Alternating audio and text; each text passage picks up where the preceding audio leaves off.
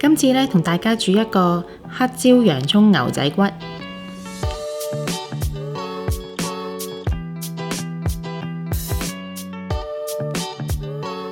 首先將買返嚟嘅急凍牛仔骨浸喺室溫水大約半個鐘，解凍同去除雪味。印乾牛仔骨，跟住切件，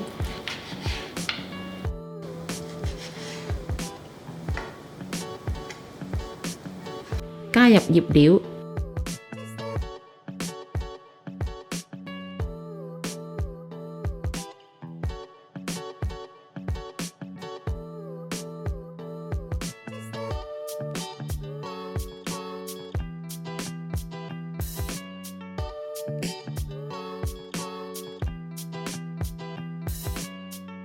醃3個鐘，如果有時間醃過夜，效果會更好。蒜頭同乾葱切蓉，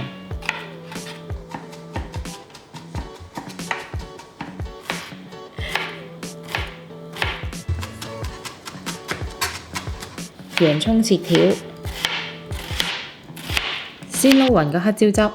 材料有蠔油、生抽、糖、胡椒粉、老抽、水。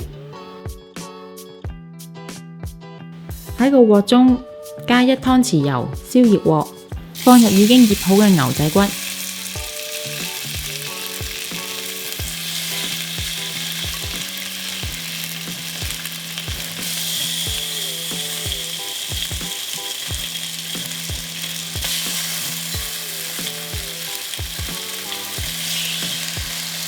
每邊煎1分鐘。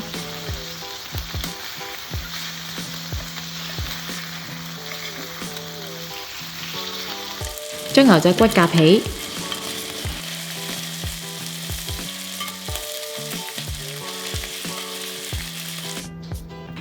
落洋蔥爆香，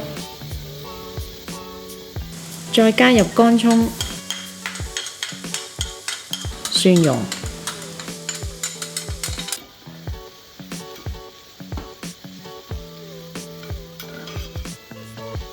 跟住落埋黑椒汁。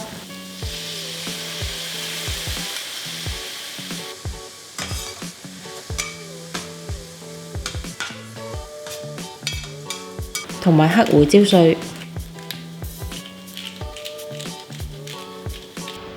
然後將牛仔骨回鑊炒勻，咁就可以啦。